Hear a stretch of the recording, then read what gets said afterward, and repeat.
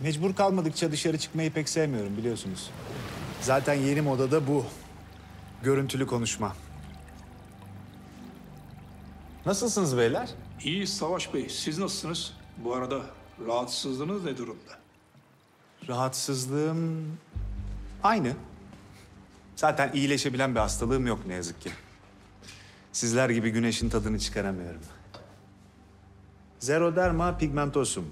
Yani hastalığın adı. Merak edeniniz varsa. Onun dışında her şey yolunda. Ona da şükür Savaş Bey. İnsanlar doğuştan ne hastalıklarla doğuyor. Değil mi? Neyse hastalık konuşmak için toplanmadık. Anlaşılan canınızı sıkan başka bir şeyler var. Evet Ferit. Duyduğuma göre benden habersiz dijital para işine girmişsiniz. Baktık karlı iş. Biz de Necmi ile Bülent'le karar verdik, girdik bu işe. Bu seni niye rahatsız etti ki? Bu soruyu defalarca sordum kendime ama bir türlü tatmin edici bir cevap alamıyorum. Ama rahatsız etti. Yapacak bir şey yok. Bu alemde herkes ekmeğini yer. O kadar basit değil. Siz biraz benim ekmeğimi çalıyor gibi oldunuz. Ne münasebet Savaş. Ağzından çıkanı kulağın duyuyor mu?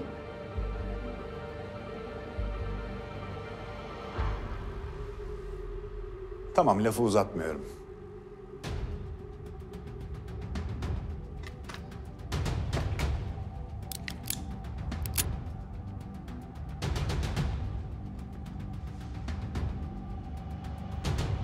Elinizdeki bütün dijital parayı bana vereceksiniz.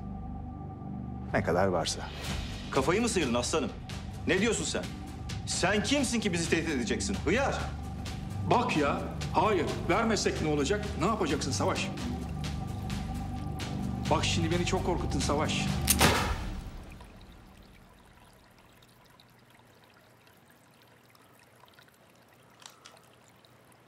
Elinizdeki parayı kuruşuna kadar biliyorum. Sakın bana kazık atmaya kalkmayın. 24 saatiniz var. İyi günler dilerim.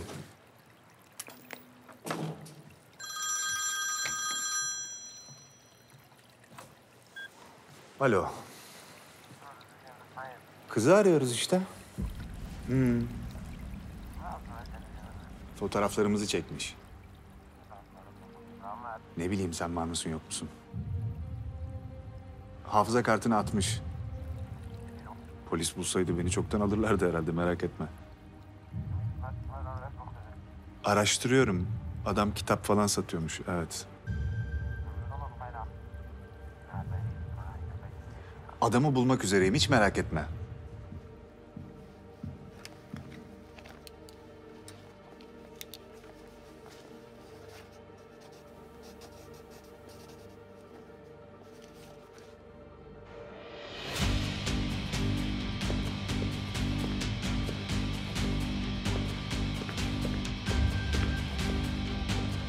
Adamı bulduk. Celal diye bir adam. Eski asker. Adres? Hepsi var. Alıp gelelim mi? Kız? Kızda sıkıntı var. Aziz Sürel'in kızı. İş adamı var ya, o. Aziz Türel'in. Evet, Mahur diye bir kız. Başımız belaya girebilir. Ciddi anlamda belaya girebilir. Bu kızın öldürülme olayı var ya. Saçmalama. Herkes öldürülebilir. Ortalık bir sakinleşsin de şu kitapçıyı bir ziyarete gideyim.